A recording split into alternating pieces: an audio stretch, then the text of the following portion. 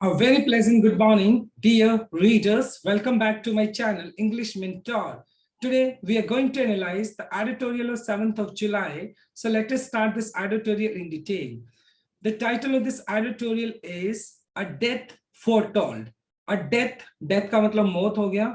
Foretold का मतलब हो गया something which has been anticipated, मतलब जिसका पहले से अंदाजा लगा लिया गया था. एक ऐसी मौत जिसका पहले अंदाजा लगा लिया गया था. On activist Stan Swamy death. देखें एक्टिविस्ट कौन था, ये सोशल एक्टिविस्ट जो समाज सुधारक बोल सकते हो, जो समाज के राइट्स के लिए लड़ता है. स्टेन स्वामी कौन थे? ये एक सोशल एक्टिविस्ट थे और उनकी डेथ का ये केस है. वो मतलब जेल के अंदर उनको कार्डिक अरेस्ट आया और वो मारे गए, यानी मर गए कार्डिक अरेस्ट की वजह से. नाउ व्हाट एग्जैक्टली हैपेंड कि उनको जेल में क्यों रखा गया था? अगर बात की जाए, भीमा कोरेगांव केस हुआ था, जो कि मतलब जिसमें अंदर क्या हुआ था, एक वायलेंस हो गया था.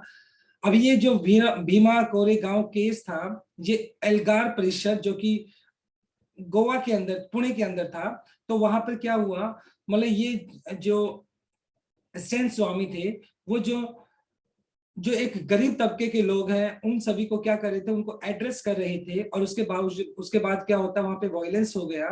और उसके तहत, वायलेंस के तहत मतलब इनके ऊपर किस चीज के चार्जेस लगा दिए गए, इनके ऊपर टेररिस्ट एक्ट के तहत इनके ऊपर चार्जेस लगा दिए गए और जिसके बाद इनको जेल में डाल दिया गया. नंबर 2 अगर बात की जाती है तो इनके ऊपर चार्जेस तो लगा दिए गए और मतलब एट द सेम टाइम इनके ऊपर ये चार्जेस लगाए गए कि मतलब कहीं ना कहीं ये जो एक्टिविस्ट थे स्टेन स्वामी, इन्होंने क्या किया, लोगों को उकसाया है और इन्होंने एक प्लॉट डिजाइन किया है. एक प्लॉट डिजाइन किया. प्लॉट का मतलब यहाँ पे साजिश इन्होंने रची है जिससे कि सरकार को उखाड़ कर फेंका जाए. तो इस वजह से, इस तरीके से बहुत सारे लोगों को उस पर्टिकुलर टाइम के अंदर, जो कि भीमा कोरेगांव केस के नाम से जाना जाता है, तो उनको जेल में डाल दिया गया था. बाद में मतलब कोई कॉन्क्रीट अगर बात करते, कोई एविडेंस नहीं थे, लेकिन उसके बावजूद भी उनको जेल में फोर्सफुली डाला गया. और हालांकि जो स्टेन स्वामी है, उनका जो डेथ था, मतलब वो एक इस तरीके से लगता है जैसे एक प्लान था. किस तरीके से? क्योंकि उनकी जो हेल्थ थी वो लगातार डिक्लाइन हो रही थी, लगातार उनकी हेल्थ खराब हो रही थी.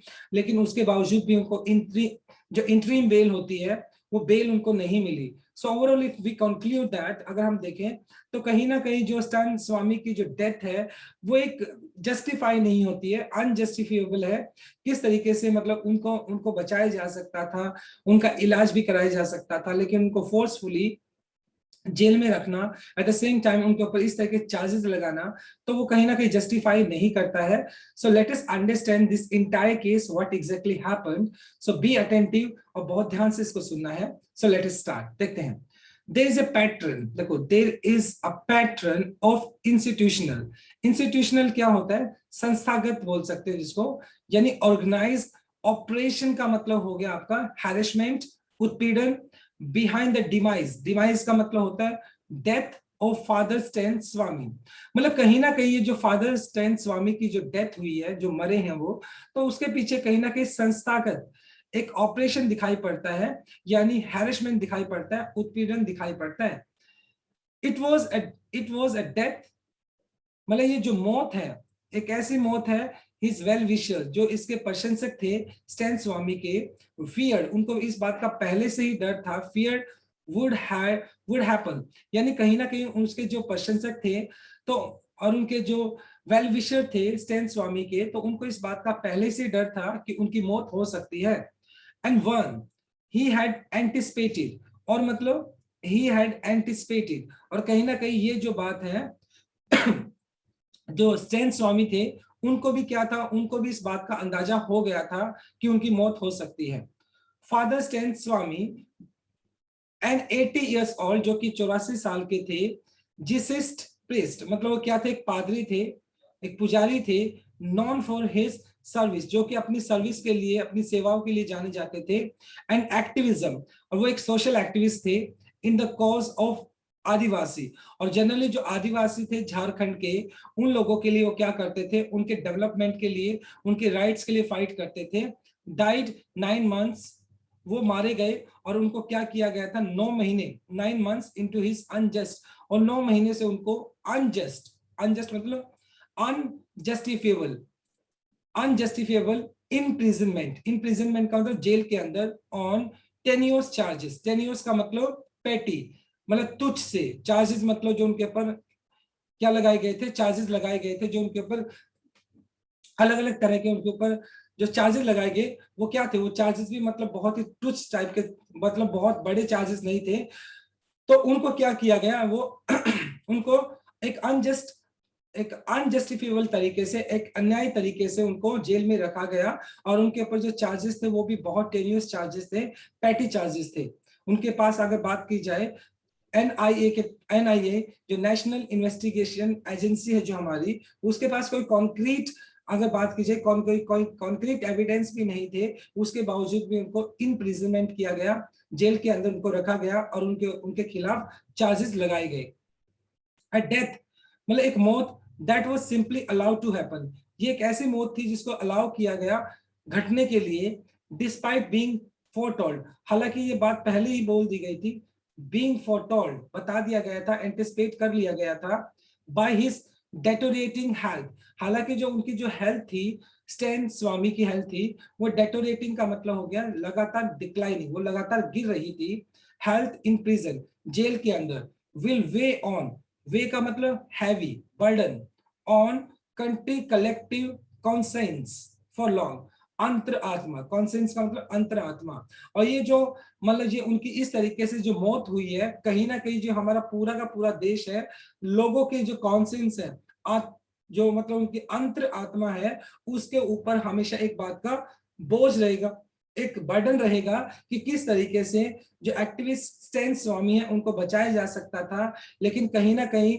जो हमारी जुडिशरी है, जो एनआई है, उसका जो इग्नोरेंट एटीट्यूड की वजह से उनको बेल नहीं मिली और कहीं ना कहीं उनकी जान चली गई।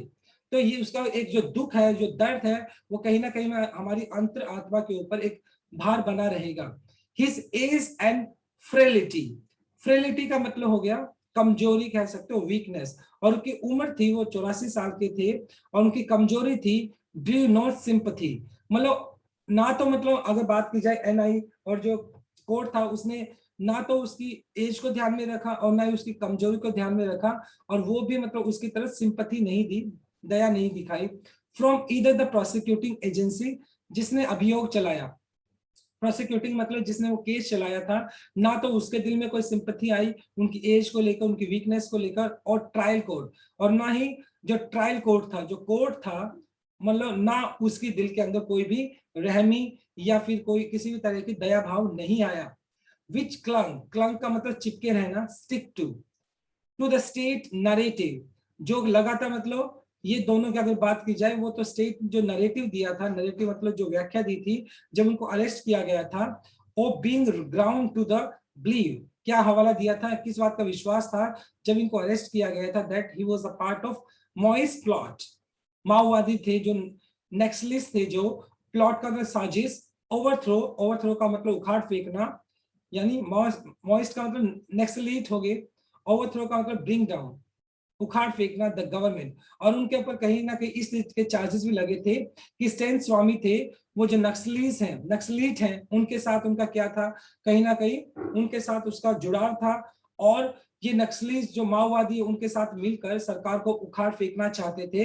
तो इस तरह के चार्जेस लगाकर उनको इम्प्रिजनमेंट में डाल दिया गया, उनको जेल में डाल दिया गया, उनको सजा दी गई, right. So let us understand some grammar concept of this particular slide. देखते हैं सबसे पहले feared, feared आपका V2 हो गया जो कि past indefinite है, और had anticipated हो गया आपका had plus third form जो मतलब past perfect हो गया आपका, और उसके बाद 80 years old, देखो 80 का साउंड अ साउंड आ रहा है तो इसलिए आपने एन यूज कर लिया। वन मोर थिंग, देखिए जब आपका कोई भी नाउन एडजेक्टिव के प्लेस पे आ जाता है, और हाइफन के बाद अगर आपका कोई नाउन दिया होता है, जनरली वो एडजेक्टिव के प्लेस पे आता है, तो वो हमेशा सिंगुलर होना चाहिए, एंड 80 ईयर्स भी हो सकता है, 80 ईयर ही होगा, वो सिंपली अलाउड, सिंपली आपका एडवर्ब हो गया, तो वॉज के बाद आपने थर्ड फॉर्म यूज कर लिया, ये आपका पैसिव स्ट्रक्चर हो गया, बी का पास्ट फॉर्म वो हो सकता है, और उसके बाद आपने थर्ड फॉर्म यूज कर लिया। उसके बाद डिस्पाइट बीइंग फोरटोल्ड, डिस्पाइट, देखो डिस्पाइट अपने साथ ऑफ लेकर नहीं चलता है, इन स्पाइट अपने साथ ऑफ लेकर चलता है। और डिस्पाइट के बाद आप जीरेंड यूज कर लेते हैं, बीइंग आपने यूज कर लिया, और उसके बाद अपने फॉर टोल्ड जो कि आपका पैसिव स्ट्रक्चर है। इधर और देखो ये आपका कॉर्लेटिव कंजक्शन है, ये हमेशा पेयर में ही आता है, इधर अपने साथ और लेकर चलता है। टू ओवरथ्रो आपका 2 + V1 इन्फिनिटिव केस हो गया, जिसका मतलब होता है ब्रिंग डाउन, उखाड़ फेंकना। डिस्पाइट बीइंग के बावजूद, despite being a fit case for bail, हालांकि जो सेन स्वामी का जो केस था वो बिल्कुल सुटेबल था बेल के लिए, उसको बेल मिल सकती थी, ही वो डिनाइड, लेकिन उनको बेल देने से मना कर दिया गया, mainly due to the statutory bar. Statutory मतलब हो गया लीगल, बार का मतलब यहाँ पे हो गया एक तरीके से प्रतिबंध ऑन बेल, क्योंकि उनके ऊपर कानूनी प्रतिबंध लगा दिया गया था जिसके तहत उनको बेल नहीं मिली थी under anti terrorism law involve, क्योंकि उनके खिलाफ टेररिज्म आतंकवाद का जो एक लॉ था, कानून था, उसके तहत उनके ऊपर चार्जेस लगाए गए थे। इन्वॉक्ड का मतलब है इम्पोज, लागू करना, लगाना, अगेंस्ट हिम, यानी उनके खिलाफ किस तरह के चार्जेस लगाए गए थे, एंटी टेररिज्म लॉ के तहत उनके खिलाफ चार्जेस लगाए गए थे, जिसकी वजह से उनको जो बेल मिल सकती थी वो बेल भी नहीं दी गई। The best and the diffident judiciary, the best and the diffident का मतलब unconfident, judiciary मतलब न्यायपालिका, could do for him was a spell of hospitalization। spell का मतलब होता है मंत्र, हॉस्पिटलाइजेशन का मतलब हॉस्पिटल में एडमिट करना, भर्ती करना। तो अगर बात की जाए जो हमारा जुडिशरी है जो कि अनकॉन्फिडेंट दिखाई पड़ता है, क्योंकि उसने स्टेन स्वामी के केस के अंदर कोई सॉलिड या कोई कॉन्क्रीट, अगर बात की जाए कॉन्क्रीट कोई वर्डिक्ट नहीं लिया, तो हमारा जो डिफिडेंट जुडिशरी था वो क्या कर सकता था, अच्छा क्या कर सकता था स्टेन स्वामी के लिए, तो वो उनको अलाउ कर सकता था कि उनको हॉस्पिटलाइज किया जाए, उनको इस बात की उनको इस बात को इजाजत मिलनी चाहिए थी कि उनको कहीं ना कहीं हॉस्पिटल में एडमिट किया जा सकता था। इवन एज, हालांकि even as the octogenarian, octogenarian का मतलब हो गया यहाँ पर एन ओल्ड ऑफ 80 ईयर्स, एक 80 साल का जो बूढ़ा, यहाँ पे किसके लिए बोला गया है, ये बोला गया स्टेन स्वामी के लिए। तो उन्होंने क्या किया था, प्लीडिड का मतलब याचना करना, याचिका डालना या फिर रिक्वेस्ट करना। उन्होंने हालांकि याचिका की थी, रिक्वेस्ट की थी कि he be given interim bail, कि उनको जो अंतरिम बेल है वो दी जाए, to be with his friend, और जिससे कि वो अपने दोस्तों के साथ रह सके, या फिर allowed to die in the prison, या फिर उनको जेल में मरने दिया जाए। तो कहीं ना कहीं उन्होंने याचिका तो लगाई थी, लेकिन उसकी याचिका को कंसिडर नहीं किया गया। The Bombay High Court, the Bombay High Court could did issue, जो बॉम्बे हाई कोर्ट है did issue notice on his bail petition. और हालांकि बात की जाए जो बॉम्बे हाई कोर्ट है, उन्होंने उसकी बेल पिटीशन को, जो पिटीशन है, याचिका है, उसको क्या किया, उसको कंसीडर किया, ऑब्जर्विंग दैट, उस बात को ऑब्जर्व करते हुए, पॉन्डरिंग मतलब उसको विचाराधीन करते हुए, उसको विचार में लेते हुए, he was entitled to bail. मतलब कहीं ना कहीं बॉम्बे हाई कोर्ट को इस बात का पता था कि जो स्टेन स्वामी, फादर स्टेन स्वामी है, तो वो क्या है, इंटाइटल है। इंटाइटल का मतलब वो क्वालिफाइड है, मतलब हकदार है, किसी चीज के बेल के हकदार है। But his and came in A hospital when before the matter could be taken up for final disposal. लेकिन उनका जो अंत था कैसे हुआ, यानी वो हॉस्पिटल में मर गए, even before the matter could be taken up for final disposal. Disposal का मतलब रफे दफा करना। तो इससे पहले कि मतलब उनके केस को रफा दफा किया जाता या उनको अंतरिम बेल दी जाती, तो उससे पहले अनफॉर्चुनेटली फादर स्टैन स्वामी पास अवे, वो क्या हो जाते हैं, वो भगवान को प्यारे हो गए, वो इस दुनिया से चले गए। मच ऑफ ब्लेम, और इसका जो ब्लेम है, इसका जो आरोप है, ब्लेम है, एंड अकाउंटेबिलिटी, रिस्पॉन्सिबिलिटी, जिम्मेवारी फॉर इज डेथ, उसकी जो उनकी जो डेथ हुई है उसका जो ब्लेम है, आरोप है, और जो जिम्मेवारी है of for is death should be on the NIA, national investigation agency. जो हमारी NIA है उसके ऊपर इसका आरोप और उसकी जिम्मेवारी की डेथ किसके ऊपर लगनी चाहिए, NIA के ऊपर लगना चाहिए। विच परसिवर्सली, परसिवर्सली का मतलब हो गया डेलिबरेटली डेविएंट, डेविएंट का मतलब यहाँ पे होगा इग्नोरेंट, डेलिबरेटली मतलब जानबूझकर एक इग्नोरेंट रवैया अपनाया, मतलब कहीं ना कहीं उसने जानबूझकर इस चीज पर अटेंशन ही नहीं दी। अपोज हिज रिलीज, और NIA ने लगातार एक इग्नोरेंट एटीट्यूड दिखाते हुए अपोज किया, विरोध किया हिज रिलीज। किसकी रिलीज की बात की जा रही है कि उनको आजाद ना किया जाए, उनको बेल ना दी जाए। तो कहीं ना कहीं जो एनआईए है उनके ऊपर उसकी डेथ के ब्लेम और अकाउंटेबिलिटी उसी के ऊपर बनती है। And the court which could have granted interim bails weeks earlier, क्योंकि जो बॉम्बे हाई कोर्ट है वो तो कब का उनको क्या कर सकती थी, ग्रांट दे सकती थी वीक्स अर्लियर, बहुत हफ्ते पहले उनको ग्रांट दी जा सकती थी। लेकिन जो एनआई है उसका इंटरवेंशन था, लगातार उसने इंटरफेयर किया और उसकी वजह से जो फादर स्टैन स्वामी है उनको वो अंतरिम बेल मिली नहीं। And unfortunately he passed away, right, और अनफॉर्चुनेटली वो मर जाते हैं। तो कहीं ना कहीं ये इसको जस्टिफाई तो नहीं किया जा सकता है, एक इनह्यूमन एक्ट की तरह, मतलब क्या आगे एक अमानवीय मतलब एक एक्ट था ये, कि उनकी हेल्थ को भी कंसीडर नहीं किया गया। हालांकि उनका जो अगर जिस तरह के चार्जेस उनके खिलाफ लगाए गए थे उसके लिए कोई कॉन्क्रीट एविडेंस भी नहीं था। तो वो मतलब क्या था, वो हालांकि इंटाइटल्ड थे बेल के, उनको बेल मिलनी चाहिए थी और हकदार थे, उसके बावजूद भी उनको बेल नहीं मिली। सो ये सारी की सारी चीजें देखी जाए तो कहीं ना कहीं उनके साथ, यानी कहीं ना कहीं उनके साथ जस्टिफाई नहीं किया गया। सो डेफिनेटली इस चीज के लिए एनआईए को अकाउंटेबल बनाना चाहिए और उसको ब्लेम किया जाना चाहिए। So this is our second slide. Now let us discuss some grammar concept. Checking was denied, ये आपका पैसिव स्ट्रक्चर हो गया। बी प्लस थर्ड फॉर्म आपने यूज कर लिया। डिनाई का मतलब मना करना होता है। बी प्लस थर्ड फॉर्म आपने यूज कर लिया। बी का पास्ट फॉर्म was होता है। एंड प्लीडेड जिसका होता है रिक्वेस्टेड, V2 आपने यूज कर लिया, ये पास्ट इंडेफिनाइट हो गया आपका। बी गिवन आपका क्या हो गया, ये हो गया आपका इन्फिनिटिव पैसिव स्ट्रक्चर हो गया ये आपका। बेयर इन्फिनिटिव आपने यूज कर लिया, बी प्लस थर्ड फॉर्म सीधा डाल दिया आपने यहाँ पे।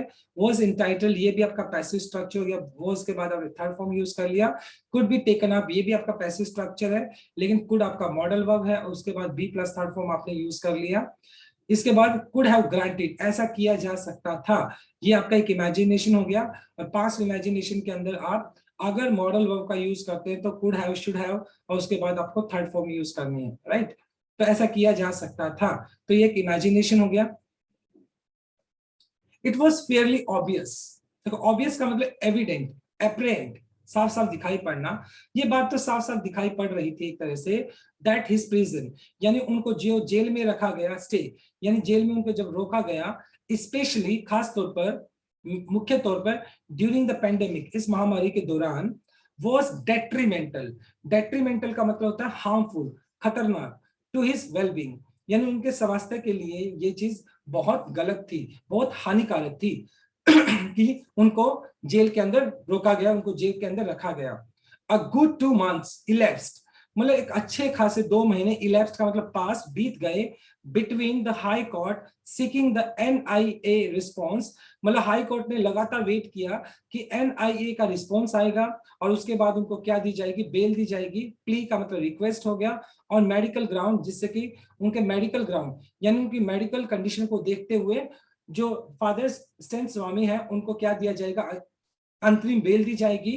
एंड टू ग्रांट अंतरिम bail, sorry, and his health, यानी उनकी उनकी मेडिकल को देखकर और उनकी हेल्थ को देखकर, उनकी हेल्थ को देखकर क्या किया जा सकता है, मतलब उनको अंतरिम बेल दी जा सकती है। लेकिन कहीं ना कहीं एनआईए का जो इग्नोरेंट एटीट्यूड था, तो उन्होंने मतलब जो बॉम्बे हाई कोर्ट है उन्होंने लगातार उनका रिस्पांस मांगने की उनका रिस्पांस मांगा, लेकिन कहीं ना कहीं जो एनआई है वो बहुत ही डिले कर गए इस मामले में, और 2 महीने का टाइम भी बीत गया। एंड फाइनली देख लो हमारे सामने क्या हुआ, उनकी डेथ हो जाती है। द सेम कोर्ट, अगर बात की जाए सेम कोर्ट, मतलब जो बॉम्बे हाई कोर्ट की बात की जाए, the same court had intervened, intervene का मतलब इंटरफेयर करना, हस्तक्षेप करना, to grant interim bail to क्या लाइन लिखा है, यस, वरवरा, मतलब ये नाम हो गया आपका, रॉय, अनदर एल्डरली को अक्यूज्ड, मतलब उनके साथ मतलब जो मिस्टर रॉय थे वो भी क्या थे, को अक्यूज थे, उनके ऊपर भी चार्जेस लगे थे, एंटी टेरर लॉ के चार्जेस लगे थे, उनको भी उसके साथ ही अरेस्ट किया गया था। Holding that bail can be granted, और उनको बेल ग्रांट की जा सकती थी, यानी कहीं ना कहीं उनको तो बेल ग्रांट की गई, लेकिन अगर फादर स्टैन जो फादर अगर स्टैन उनकी बात की जाए तो उनको किसी तरीके से बेल ग्रांट नहीं की गई, purely on the grounds of sickness and advanced age, infirmity and health conditions. अगर बात की जाए मतलब मतलब उनके साथ जो को अक्यूज थे मिस्टर रॉय, उनको तो क्या कर दी गई, उनको तो बेल ग्रांट कर दी गई। किस किस बात को आधार रखते हुए, उनके आधार उनकी सिकनेस को ध्यान में रखते हुए, उनकी जो उम्र बढ़ती जा रही थी, इन्फर्मिटी का मतलब या वीकनेस, इन चीजों को ध्यान में रखते हुए, उनकी हेल्थ कंडीशन को ध्यान में रखते हुए उनको क्या कर दी गई, उनको अंतरिम बेल दे दी गई। लेकिन जहां पर फादर स्टैन स्टैन जो फादर की बात की जाए तो उनको क्या नहीं दिया गया, उनको मतलब अंतरिम बेल नहीं दी गई। स्पेशली मुख्य तौर पर इफ द इनकार्सरेशन, इनकार्सरेशन का मतलब हो गया इम्प्रिजनमेंट, जेल के अंदर बनाए रखना, amounted to endangering life, endangering का मतलब खतरे में डाल देना। और जिस तरीके से फादर को मतलब जेल के अंदर रखा गया, तो ये क्या था, इक्वल टू, अमाउंटेड का मतलब इक्वल टू, मतलब उनकी जिंदगी को एक तरह से खतरे में डालने जैसी बात थी। हालांकि ये बात कंसिडर थी कि उनका जो हेल्थ है वो लगातार गिरता जा रहा है, लेकिन उसके बावजूद भी एनआईए का लेट रिस्पॉन्स, और उसके बावजूद मतलब जो बॉम्बे हाई कोर्ट का वेट करना, उनको अंतरिम बेल ना देना, तो कहीं ना कहीं उनकी लाइफ के लिए खतरा पैदा कर दिया था। It is a systematic and institutional failure. देखो सिस्टमेटिक क्या करते हो, जिसको एक सिस्टम के तहत, एंड इंस्टीट्यूशनल मतलब एक तरीके से संस्थागत failure, that another under trial place in similar circumstances did not get the benefit of this humane approach। मतलब ये हमारा जो ये जो हमारा है ना, ये एक इंस्टीट्यूशनल फेलियर है, जिसके अंदर क्या था, एक another under trial place in similar circumstances did not get the benefit of this human approach. मतलब दूसरा अगर मिस्टर रॉय की बात की जाती है तो उनको तो मतलब क्या बेल मिल गई, लेकिन अगर फादर स्टैनली की बात की जाए तो उनको क्या नहीं मिला, उनको सेम केस सेम कंडीशन थी, लेकिन उसके बावजूद भी उनको एक जो ह्यूमन अप्रोच थी, ये जो मानवीय अप्रोच होनी थी, उसका जो बेनिफिट मिलना चाहिए था उनको, जो मतलब क्योंकि उनका जो एज था वो लगातार मतलब क्या हो रहा था, उनका जो एज था वो लगातार, उनका जो एज था वो लगातार क्या हो रहा था, उनका एज लगातार गिरता जा रहा था, और उसके बावजूद भी उनको जो बेनिफिट मिलना चाहिए था वो बेनिफिट उनको नहीं मिला, उनको ना ही बेल दी गई। पैटर्न ऑफ इंस्टीट्यूशनल ऑपरेशन, ये जो संस्थागत तरीके से उनको एक्सप्लॉइट किया गया, उनको क्या किया गया, उनको हैरिश किया गया, can be seen in the event. और ये जो फादर की बात की जाए, जो फादर के केस की अगर बात की जाए, तो जिस तरीके से फादर स्टैन स्वामी को क्या किया गया, फादर स्टैन स्वामी को एक्सप्लॉइट किया गया, उनको उनको हैरेसमेंट किया गया है, तो ये साफ साफ दिखाई पड़ता है कि ये संस्थागत तरीके से उनको क्या किया गया, उनको हैरिश किया गया है। From the denial on the sleeper in the jail, हालांकि जो फादर फादर मतलब स्वामी की अगर बात की जाए, स्टेन स्वामी की बात की जाए, तो उनको जेल के अंदर सिपर भी नहीं मिला। सिपर का मतलब यहाँ पर ड्रिंकर, जो पानी पिलाने वाला, उनको वो भी नहीं मिला। To his death while in custody, मतलब जब वो कस्टडी के अंदर थे, तो डेफिनेटली सी बात है, ये एनआईए का एक इग्नोरेंट एटीट्यूड था, जिन्होंने वो लेट रिस्पॉन्स दिया, और जिनकी वजह से मतलब जो बॉम्बे हाई कोर्ट है वो उनकी बेल को ग्रांट नहीं कर सका। तो अनफॉर्चुनेटली अगर बात की जाए तो ये ओवरऑल एक तरीके से अनफॉर्चुनेट था। मतलब एक 84 साल के जो बुजुर्ग थे, उनको ग्रांट मिलनी चाहिए थी, उनके उनके खिलाफ कोई कॉन्क्रीट एविडेंस भी नहीं थे, लेकिन इग्नोरेंट रवैये की वजह से उन्होंने अपनी जिंदगी खो दी। So this is slide number 3। Let us discuss some grammar concept. Elapsed मतलब पास्ट, बीत जाना, V2 हो गया पास्ट इंडेफिनाइट आपका। हैड इंटरवीन्ड, इंटरवीन का मतलब होता है इंटरफेयर करना, हस्तक्षेप करना, और हैड के बाद आपने थर्ड फॉर्म यूज कर लिया जो कि आपका पास्ट परफेक्ट है। कैन बी ग्रांटेड, ये आपका पैसिव स्ट्रक्चर हो गया। मॉडल वर्ब के बाद आपने be plus third form use कर लिया। डिड नॉट गिव, ये आपका पास्ट इंडेफिनाइट हो गया, डिड आ गया तो आपने V1 यूज कर लिया। कैन बी सीन, ये भी आपका पैसिव स्ट्रक्चर हो गया कैन, और उसके बाद बी प्लस थर्ड फॉर्म आपने पैसिव स्ट्रक्चर यूज कर लिया। Two larger issues here are questionable, तो यहाँ पर मतलब दो विवादास्पद, क्वेश्चनेबल का मतलब विवादास्पद इश्यूज सामने आते हैं। कौन कौन से वो विवादास्पद इश्यूज हैं? एक तो लीगैलिटी, मतलब जो वैधानिकता है, लीगैलिटी मतलब लॉफुलनेस, और द बेल डिनाइंग, मतलब जो बेल देने की जो वैधानिकता थी उसको क्यों मना किया गया, और unlawful activities prevention act, और मतलब unlawful activities prevention act and the validity of Bhima Koregaon case itself. और मतलब पहली बात तो मतलब उनको जो बेल मिल सकती थी वो बेल क्यों नहीं दी गई, सबसे बड़ा तो क्वेश्चन ये बनता है। और दूसरा जो भीमा कोरेगांव जो केस हुआ था, जिसके अंदर मतलब क्या थे, जो Father Stain Swami, along with some of his you can say friends, addressing the मतलब जो आदिवासी लोग थे उनको एड्रेस कर रहे थे। उसके बाद मतलब क्या हो जाता है, वहां पर वायलेंस हो गया, वायलेंस की वजह से और फिर उसके एनआई ने उसके चार्जेस एंटी टेरर लॉ के तहत उनके ऊपर चार्जेस लगा दिए गए, क्योंकि वो उनको बोला कि आप माओवादी जो है उनके साथ आपका कनेक्शन है। एट द सेम टाइम आप सरकार को उखाड़ने की बात कर रहे थे, साजिश कर रहे थे। ओके, तो इस तरह के चार्जेस लगाकर उनको अरेस्ट कर लिया गया। तो कहीं ना कहीं मतलब कोई कॉन्क्रीट प्रूफ भी होना चाहिए, लेकिन उसके बावजूद भी यहाँ पर दो ऐसे इश्यूज सामने आए जो कि विवादास्पद है।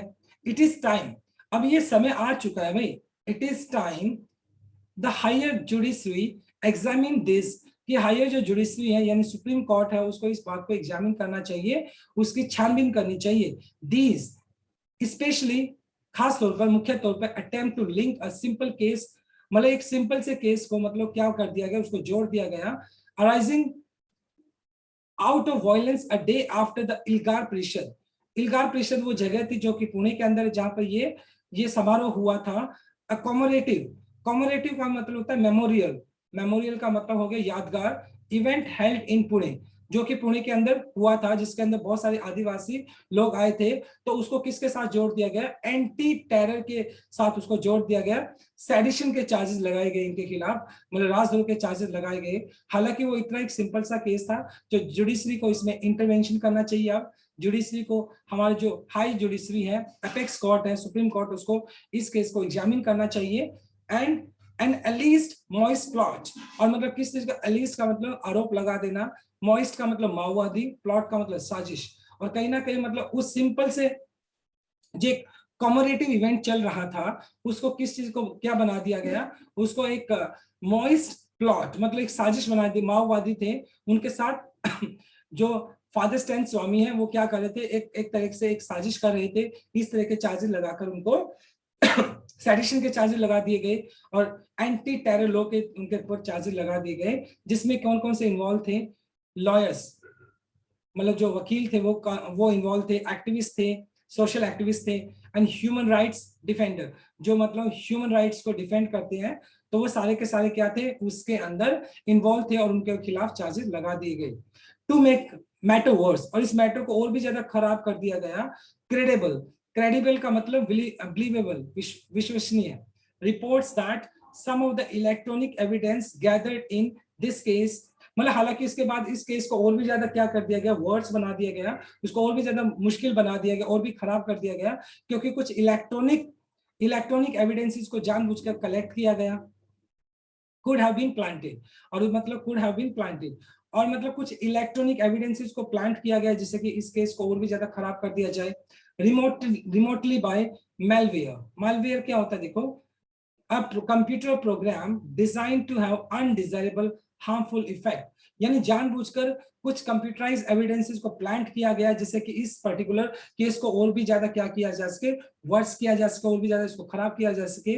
वर नेवर इन्वेस्टिगेटेड, और जो इलेक्ट्रॉनिक एविडेंस जो गैदर किए गए थे, एनआईए ने उसको कभी भी इन्वेस्टिगेट नहीं किया, उसकी छानबीन की ही नहीं, बल्कि इग्नोरेंट एटीट्यूड अपनाते उनको जेल में डाल दिया गया। और जब उनको एक मेडिकल इमरजेंसी की जरूरत थी तो उस टाइम भी उनको अंतरिम बेल नहीं दी गई। तो कहीं ना कहीं एनआईए का सबसे बड़ा रोल रहा, मतलब उसका जो इग्नोरेंट एटीट्यूड रहा, तो उसके लिए उसको ब्लेम किया जाना चाहिए, वही अकाउंटेबल है, वही रिस्पॉन्सिबल है for the death of father Stan Swami. The call for का डिमांड करना, अकाउंटेबिलिटी, रिस्पॉन्सिबिलिटी, जिम्मेदारी for father Swami death rings painfully tree, और मतलब ऑब्वियस सी बात है, ये जो फादर स्वामी है उनका जो डेथ है वो बहुत ज्यादा एक दर्द, एक ऐसा सच है कि जो दर्द से भरा हुआ है। और ये जो अकाउंटेबिलिटी तो मांगेगा ना, ऑब्वियस सी बात है, किसकी अकाउंटेबिलिटी बनती है, मतलब हालांकि वो जी सकते थे, लेकिन उनको जो मेडिकल अटेंशन मिलनी चाहिए थी, उनको जो अंतरिम बेल मिलनी चाहिए थी, उसके बावजूद भी उनको वो अंतरिम बेल नहीं मिली, और मेडिकल जो उनको अटेंशन मिलनी चाहिए थी वो मेडिकल अटेंशन भी उनको नहीं मिली। And unfortunately he left this, मतलब ही लेफ्ट दिस वर्ल्ड, वो इस दुनिया को छोड़कर चले गए। So who has to be held accountable for this, और इसके लिए हमें किसको अकाउंटेबल बनाना होगा, किसको हमें जिम्मेवार ठहराना होगा। So if I conclude, I think NIA is sole responsible for the death of like activist father Stan Swamy, जो एक्टिविस्ट फादर स्टैन स्वामी है, उनकी डेथ के लिए NIA का जो इग्नोरेंट एटीट्यूड है कहीं ना कहीं वो ही रिस्पॉन्सिबल है, वो ही अकाउंटेबल है for this, right? So what a wonderful article today. Now let us discuss the grammar concept. Examined हो गया आपका V2 जो कि पास्ट इंडेफिनाइट हो गया, टू लिंक आपका इंफिनिटिव केस हो गया 2 + V1, एन एलिज मॉइस्ट प्लॉट, देखो ये हो गया एन एलिज्ड, देखो V3 हो गया यहाँ पे आपका ये, जो कि आपका पास्ट पार्टिसिपल एडजेक्टिव तरह काम कर रहा है, राइट? और एन इसलिए आया क्योंकि साउंड आपका वोवल है। एविडेंस देखो, प्लूरल भी एविडेंस ही होता है, सिंगुलर भी एविडेंस ही होता है, एविडेंसेस कभी नहीं होता है। कुड हैव बीन प्लांटेड, ये आपका पैसिव स्ट्रक्चर हो गया, इमेजिनेशन हो गया। कुड हैव बीन प्लांटेड मतलब ऐसा प्लांट किया जा सकता था, साजिश की जा सकती थी। कॉल फॉर का मतलब होता है डिमांड करना, right? So my dear students, this is all about from my side. Thanks for watching this video. Please do like, share, comment, and subscribe to my channel. So tomorrow I'll continue with another article. Till then, bye-bye, take care, and have a nice day.